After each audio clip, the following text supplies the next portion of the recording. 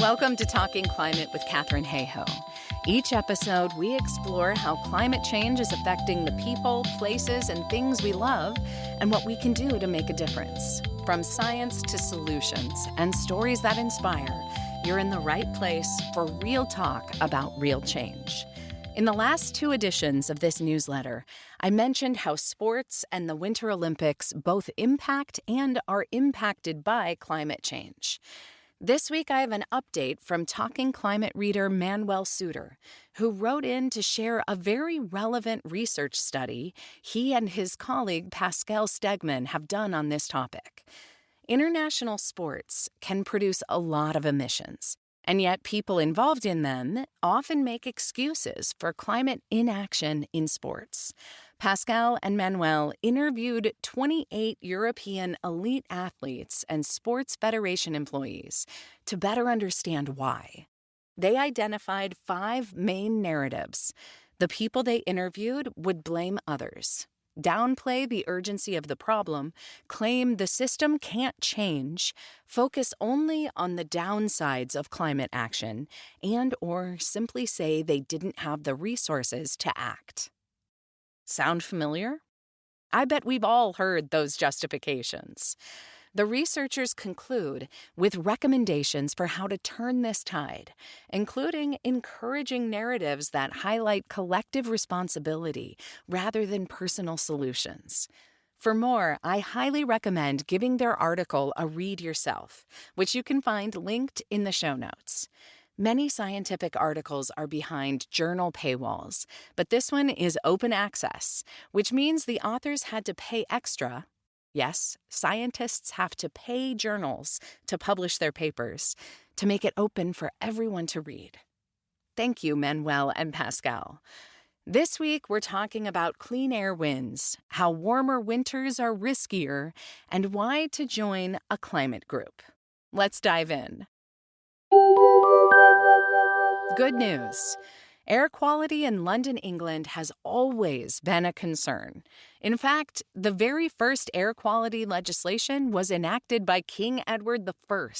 In 1307, he issued a royal proclamation stating that the burning of sea coal within the city limits was prohibited due to the intolerable smell which diffuses itself throughout the neighboring places, and the air is greatly infected to the annoyance of the magnates, citizens, and others there dwelling, and to the injury of their bodily health. The penalty? Hefty fines, destruction of furnaces, and even death. Despite this early effort, London's air quality remained at dangerous levels for many centuries. It began to decline at the turn of the 20th century, but it wasn't until 1952 that a great smog event, responsible for thousands of deaths, finally led to the Clean Air Act of 1956. Even still, the city's air quality regularly exceeded legal limits, and researchers at King's College London forecast that it would take 193 years to bring London's air quality within legal limits. Until recently. What changed? In 2019, London Mayor Sadiq Khan introduced the ultra-low emission zone in central London, requiring non-compliant vehicles to pay a £12.50 daily fee to reduce nitrogen dioxide pollution and improve air quality. In 2023, he expanded the ULEZ to include all 32 London boroughs, making it the world's largest clean air zone. Thanks to the ULEZ, London Air complied with legal limits in 2025, a full 184 years earlier than forecast.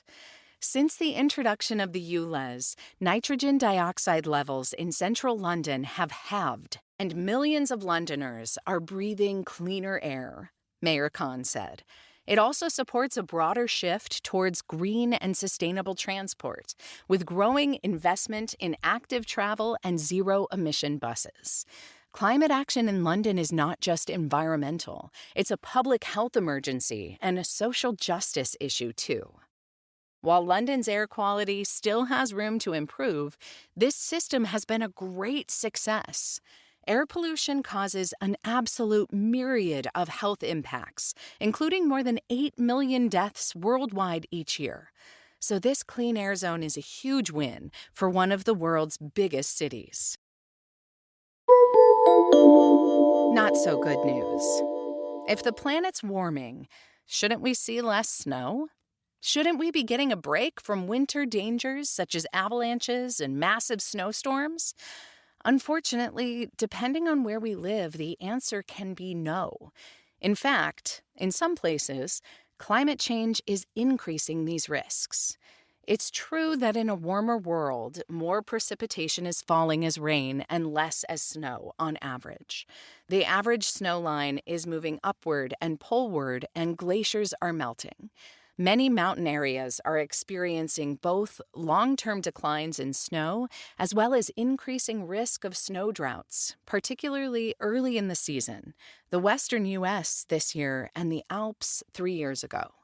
In a warmer world, however, the atmosphere also holds more moisture, and this means that when it's below freezing, there can be more snow, not less. Here are 3 places that's happening. On the west coast of North America, atmospheric rivers stream in from the Pacific. When they hit the coastal mountains, they rise, dumping massive amounts of precipitation. As climate changes and the ocean warms, these naturally occurring features are strengthening and picking up more moisture than ever. This is a factor in why California's Sierra Nevada mountains has seen extremely heavy snowfall events this year. At elevations where temperatures remain below freezing, heavy snowfall can accumulate rapidly. This rapid loading of slopes increases avalanche risk, particularly when new snow overlies weaker layers, the exact conditions that led to the devastating avalanche that happened in the Sierra Nevada last month, the deadliest in modern California history. In the Great Lakes region, downwind cities like Buffalo can get massive amounts of lake effect snow when frigid air sweeps across lakes that are still relatively warm and ice-free. This creates powerful snow bands capable of dropping several inches or up to 10 centimeters in a single hour. As lakes warm and ice cover decreases, the number of days when it's still cold enough to snow but not cold enough for the lakes to freeze have been going up, increasing lake effect snow for now. Then, on the east coast of North America, there's a particular type of winter storm that comes in from the ocean, known locally as a nor'easter, and a bomb cyclone elsewhere. Last week, nor'easter Hernando dumped more than 2 feet of snow across parts of Delaware, New Jersey, Pennsylvania, New York, Connecticut, and Rhode Island.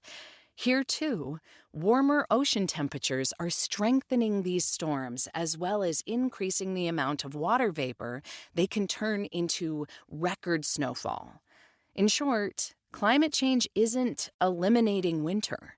In fact, in some places, it's intensifying its most dangerous and damaging extremes. What you can do.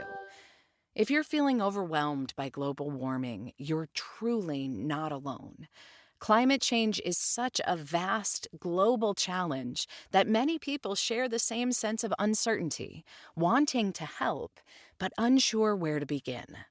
Joining a climate action group is one of the most effective ways we can turn concern into impact, while simultaneously helping us feel more connected to others and aware of how many others care, too.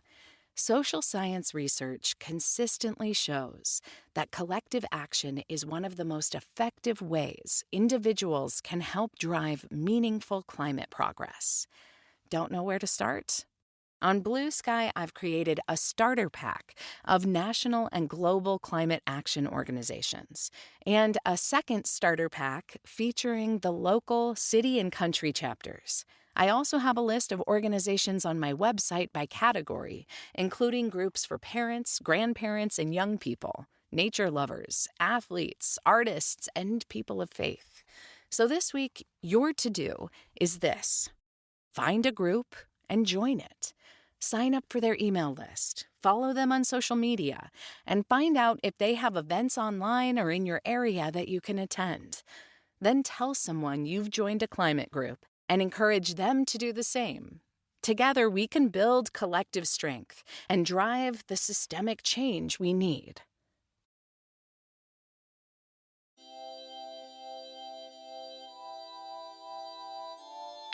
Thanks for listening to Talking Climate, narrated by Ann Cloud.